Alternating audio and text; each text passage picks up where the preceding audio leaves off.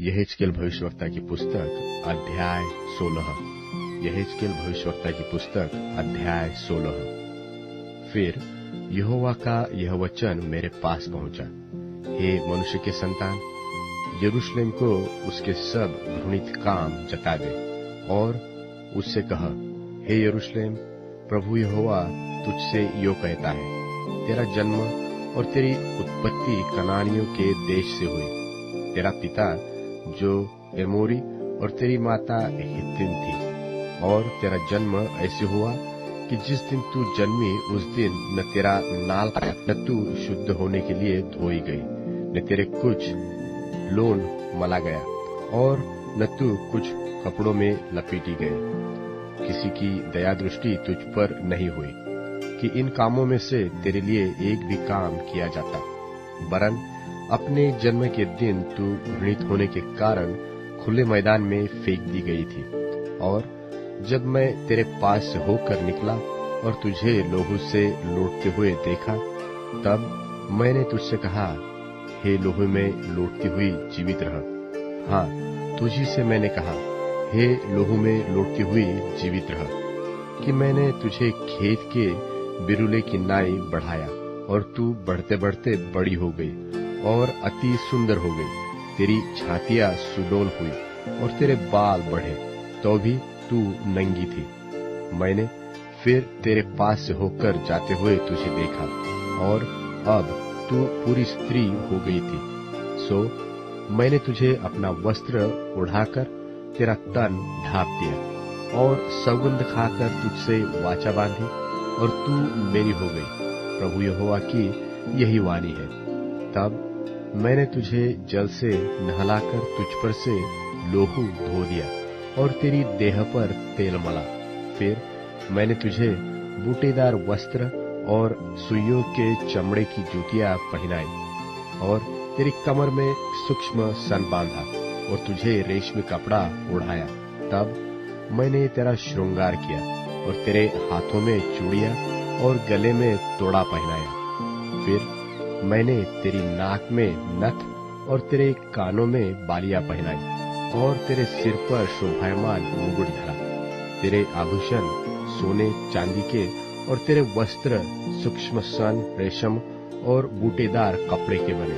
फिर तेरा भोजन मैदा मधु और तेल हुआ और तू अत्यंत सुंदर वरन रानी होने के योग्य हो गई और तेरी सुंदरता की कीर्ति अन्य जातियों में फैल गई, क्योंकि उस प्रताप के कारण जो मैंने अपनी ओर से तुझे दिया था, तू अत्यंत सुंदर थी। प्रभु यहोवा की यही वाणी है। परंतु तू अपनी सुंदरता पर भरोसा करके अपनी नामवरी के कारण व्यभिचार करने लगी और सब यात्रियों के संग बहुत कुकर्म किया और जो कोई तुझे चाहता था उसी से मिलती थी। तूने अपने वस्त्र लेकर रंग बिरंग के ऊंचे स्थान बना लिए और उन पर व्यभिचार किया। ऐसे कुकर्म किए जो न कभी हुए और न होंगे। और तूने अपने सुशोभित गहने लेकर जो मेरे दिए हुए सोने चांदी के थे, उनसे पुरुषों की मूर्तें बना ली और उनसे भी व्यभिचार करने लगी।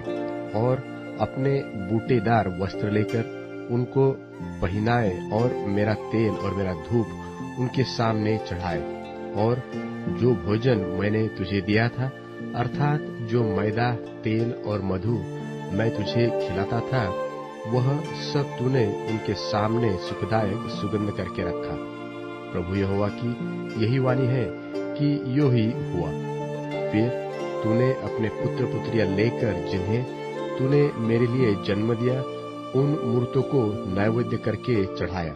क्या तेरा व्यभिचार ऐसी छोटी बात थी कि तूने मेरे लड़के वाले उन मूर्तों के आगे आग में चढ़ाकर घात किए हैं?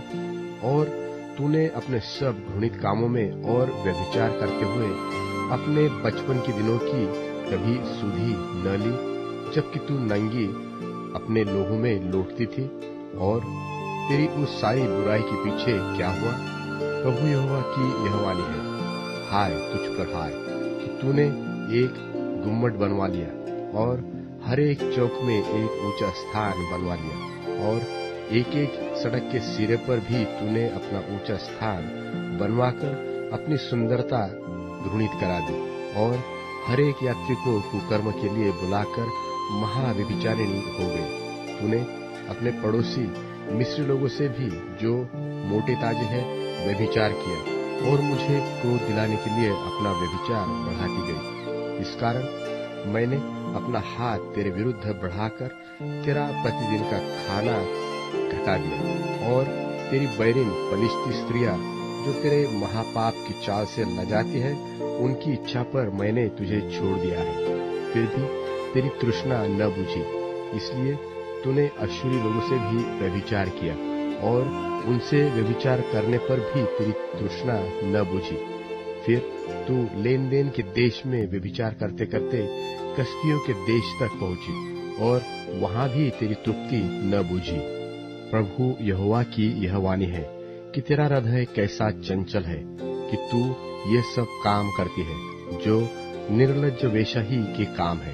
तूने हर एक सड़क के सिरे पर जो अपना गुम्मट और हर एक चौक में अपना ऊंचा स्थान बनवाया है, क्या इसी में तू वेश्या के समान नहीं ठहरी?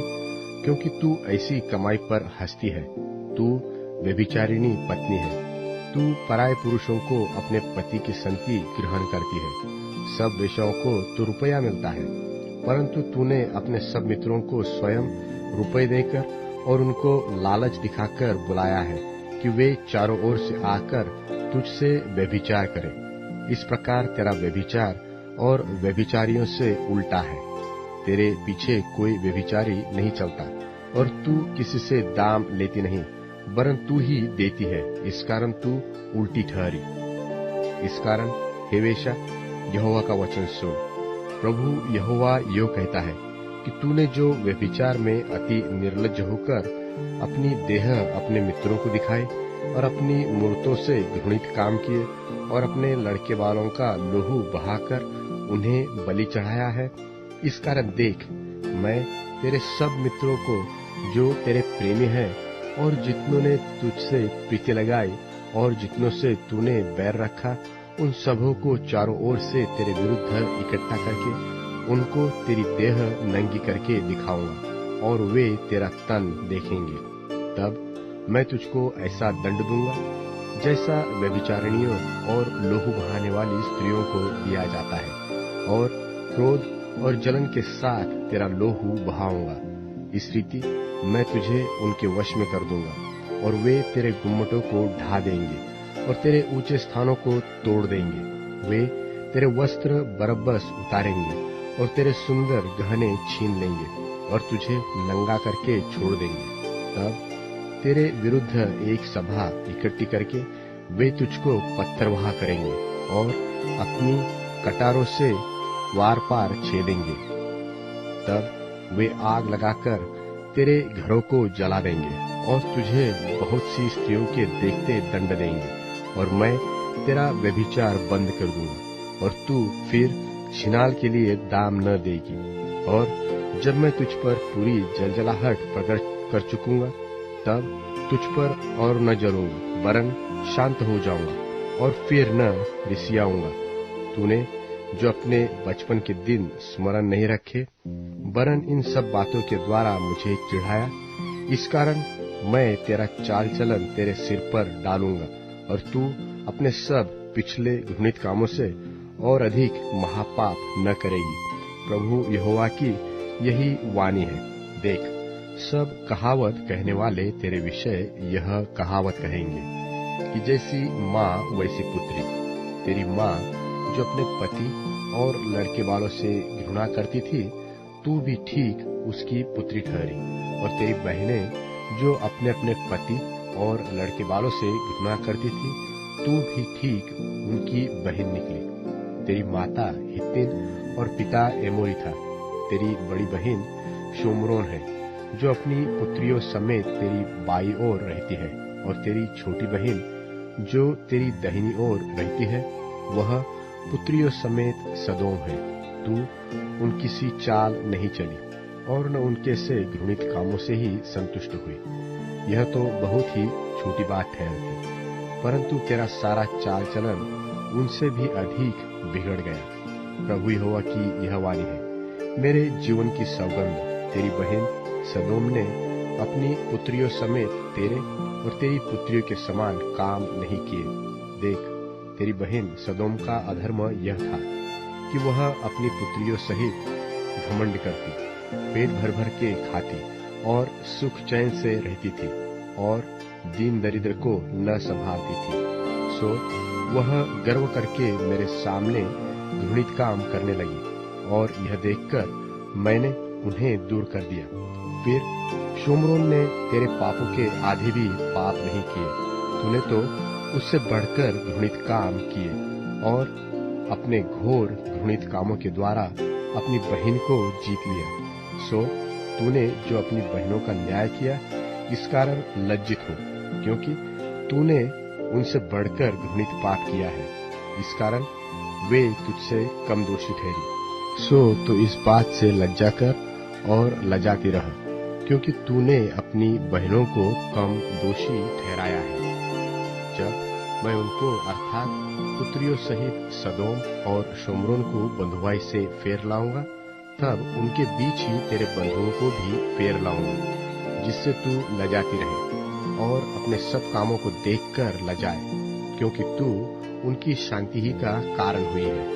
और तेरी बहनें सदोम और शोमरोन अपनी अपनी पुत्रियों समेत अपनी पहली दशा को फिर पहुंचेंगी, और तू भी अपनी पुत्रियों सहित अपनी पहली दशा को फिर पहुंचेगी।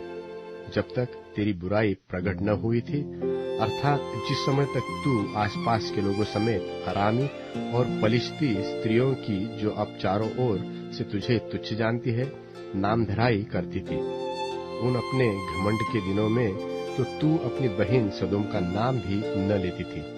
परंतु अब तुझको अपने महापाप और घृणित कामों का भार आप ही उठाना पड़ेगा।